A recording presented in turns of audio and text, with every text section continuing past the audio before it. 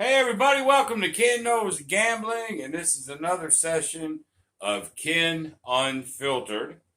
And I just got back from LeBurge, and I didn't want to waste any time putting this unfiltered video. This is I guess, trip number 2. Um for those of you that want a very, very, very short explanation or a short version, I lost $500. There you go.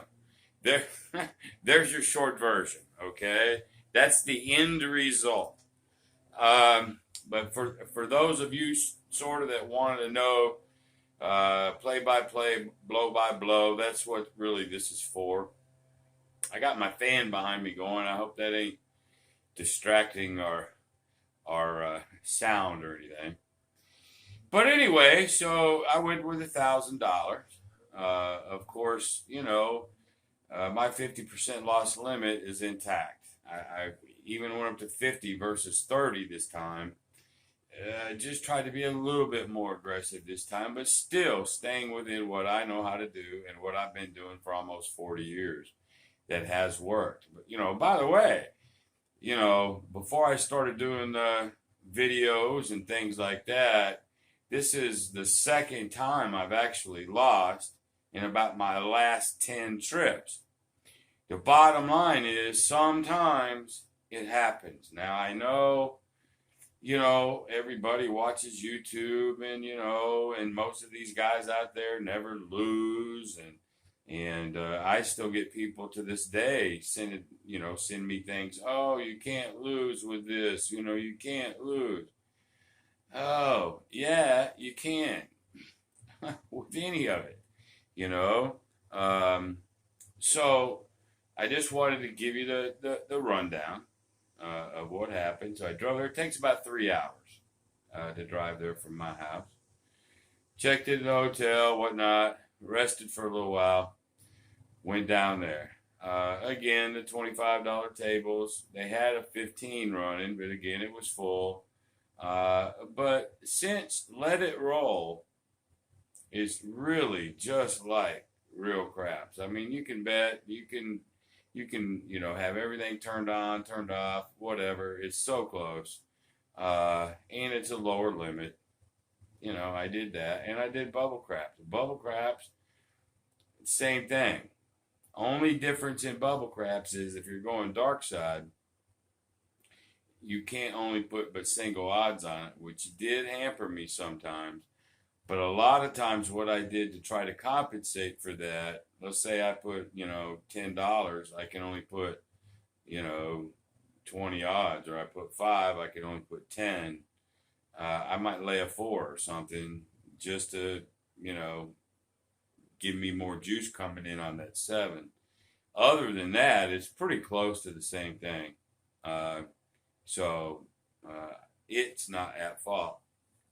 So what happened really is I started out with my don't pass odds spread like I always do. And I started in the hole from roll 1. Okay, from roll 1. Now, remember, I don't think I've ever said this, but maybe I have. I always take my first $20, call it superstition, call it whatever you want to. I know it doesn't mean anything in reality. It doesn't mean anything factual, but I always put a 20 in a random slot just to see what's going to happen. Okay, it's my little 8-ball, right? Hey, will I do good this weekend? Probably not. And if I don't win something, then a lot of times my weekends turn out bad. If I win just a little bit something, it's just a me thing, y'all. It's got nothing to do with what I teach or anything like that. That's just a me thing. Well, the 20 went real fast. I'm like, oh, shit. And so anyway, I started my, don't pass thing. Well, here's what happened to me, really in a nutshell. If I'm doing don't pass, they hit the point. I mean, they hit the point. When I told, you guys I was going to do the 410 today, and I did. Well, the first time it was just 4s and 10s and 4s and 10. I mean, like 7s were non-existent. I mean, there was like 30 rolls, 25 rolls without even seeing a 7. And you might see, 4 4s, 4 10s. Now, if I was playing the 4s and 10s that day, life would have been a different story. But I did my don't pass. Then I started going don't pass on the right side, 6-8, try to spread the 6-8. But I'm here to tell you on this particular trip, if I laid a 4 to cover something, the 4 hit. If I laid the 10 to hit, the 10 hit. If I laid the 9, the 9 hit. If I did a don't pass, the point hit. Okay? If one time I switched it and I went pass line, 6-8. Then the 7 hit. I think John over at Pro Craps had 1 or 2 sessions like that it was just like his bankroll went because he goes, well, I'm going to roll this. The only thing I don't need is X. He rolls it. Well, X happened. All right, well, we'll do that again, but we don't need X to happen again. Bam, X happens again. So it's one of those weekends that I'm sure every single gambler out there, every one of you, have had those that you can't buy one. You can't buy a win. So when you're starting from behind to start with, and then it goes bad, you can never get to a 5% win goal. Much less 10, 20, or 30, you just can't get there. You can quit, you start, and you just stay behind, and sooner or later you're dead. Well, that's sort of what happened to me.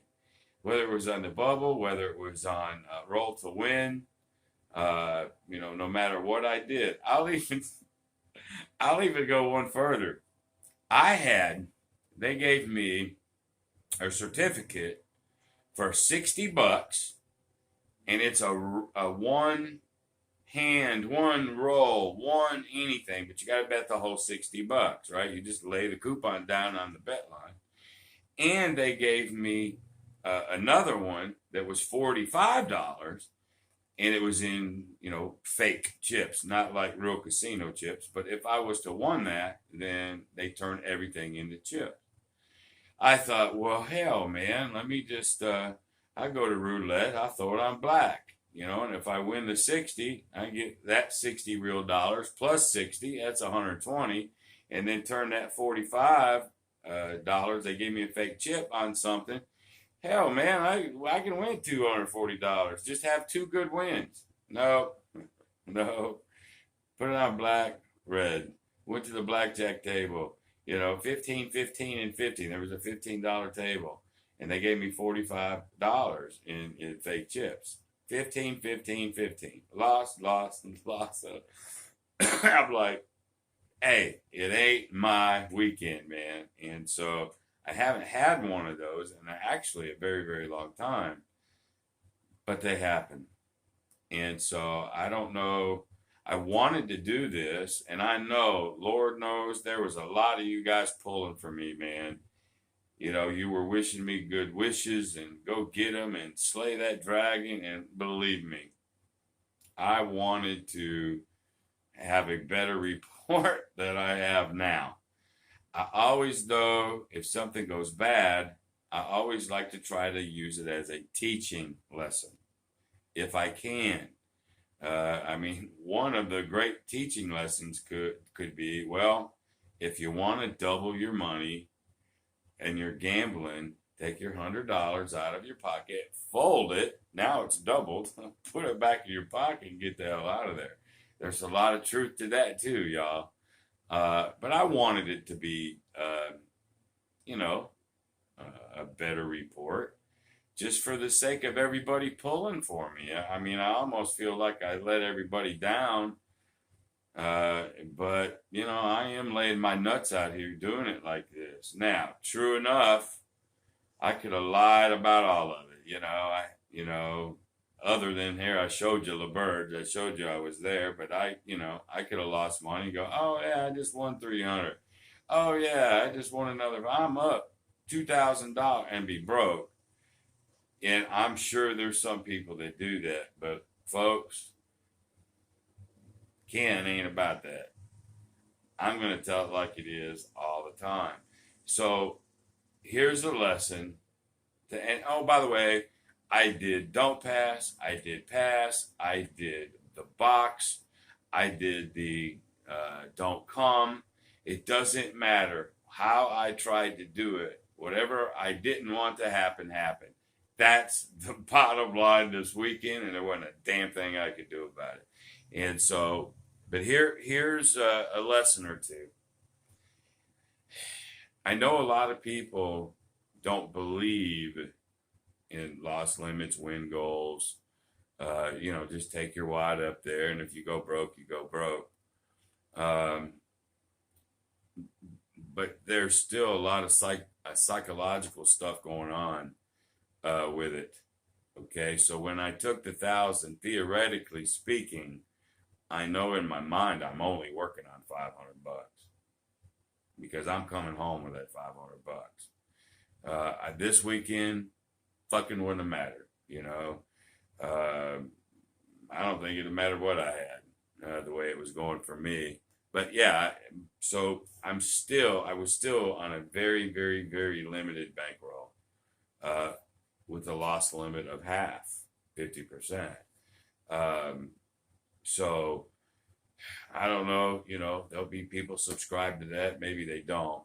But the fact of the matter is, I knew before I left that I was not coming home broke. I have never come home broke. Now I know a lot of folks out there would have just took that 1,000. Hey, you're down 5. Let's take that 5 and you just compound the problem. And when it's going the way it was going for me, it's just the way it's going to go. And it's better to bail out. So lesson number 1, bail out, man, when it's going bad. I got back to the hotel and I thought, hey, wait a minute. It's before checkout time. I already bought 2 nights, right? It's before checkout. Hell, let me check out and save $91. And I did. So they have to give me 91 back. So, there was no reason to stay at that hotel knowing that $500 I had left. I will never go to the casino and try to use it, ever. So I might as well come home. And so basically, I got $91 back, got a rebate. So lesson number 1, learn when to walk. I'll preach that forever and ever and ever. Have a loss limit, stick to it, and learn when to walk. Well, I guess that's the only lesson this time, because everything else was bad. So anyway, that's the trip, y'all. Not as good as I wanted, but it happens. There's lesson number 2. Shit happens in gambling. I don't care how many gurus are out there in YouTube land. I am one of them. I am a guru. I know my shit. And I'm arrogant and cocky about it. But there's not one of us, if they tell the truth, if they confess, ain't one of us, they ain't had a weekend like I just had. Multiple times. And that's the truth. So there's lesson number 1. There's nothing out there. I don't care how many people come at you. Hey, you're going to win $300 a day, guaranteed. And you're going to win this 100%. You're going to win. No matter it. Bullshit. I don't care who's hawking it. And I don't care how they're trying to hawk it to you. I'm sorry. Gamblers lose from time to time. I don't care how good you are. Okay? Just understand it's going to happen. And then number 2, have a loss limit. Don't go home broke. Unless that is your loss limit, unless that's how you do things and you're okay with that. All right? So maybe there's 2 lessons for everybody on this bad weekend that I had. But anyway, I'm back home. And the last thing I'm going to tell you is this. Texas, or I don't know Texas, but Houston, these poker rooms, if you know, and again, the poker room was closed. I would have, you know, halfway in that law session, I went and played poker, but the last 2 times I've been there, they've been closed down. I don't know if they're temporary or forever. But I was thinking to myself, wait a minute, Texas or Houston has these poker rooms coming up. Now, I haven't called and investigated what has to be done to be legal. Obviously, if you're making money out of there, that's gambling. And gambling like that is illegal. Now, this ain't an underground, you know, there's a bunch of underground poker places that I won't go to just because it's underground. You know, I don't want to get whacked somewhere. But anyway, I'm going to call them today just to show you what my plan is. I'm going to call them today. I'm going to see what the rules are. I think that it's something like you got to be a member of the club, and maybe that costs you $50. And then I think it's something like it's like when you go when you go to play pool at a pool hall, they give you the pool balls, but then they put you on the clock. And it's X amount of dollars an hour, and you can just play for X amount of dollars an hour. I think these places down there are the same way. I don't know for sure, but I'm going to find out. But if it's within reason, since poker is my number one game anyway, and I haven't been able to play it down there, if it makes sense and it's within reason, my angel gift guy, I told him, hey, I give your money back, or you can let me investigate this poker, and I can go try to get some of it back that way, which I feel pretty confident about. And so he said, hey, knock it out. So I'm going to see if those poker rooms in Houston, if they're, but if it's too much money, you have to spend too much money to make it legal, then it sort of defeats to me what poker is. Because you should be able to sit there 8 out of 10 times and not have to make a bet. But if you're on the clock, that might make it a little bit different. But I'm going to investigate the poker rooms here in Houston, and if they're within reason, this weekend I may go play some Hold'em, and then I'll have a whole new set of reports. Okay, so. And you guys can tell I'm a little tired. I've been up, and then I drove for 3 hours, so I'm a little bit tired. But that's my report for LaBerge. I didn't win, and that sucks, but that's life. It's real, and I hope y'all enjoyed this little chat. If you got any comments, as always, go ahead and make them. And if you like the video, give me a thumbs up. Maybe consider subscribing. But as always, the best thing that you can do for me is share this video. Share this video to anybody that you think my channel will help. So until the next video, which I think will be Sunday, for Crappy Sunday, who knows? It could be Poker Sunday. Who knows? But until then, y'all, be great.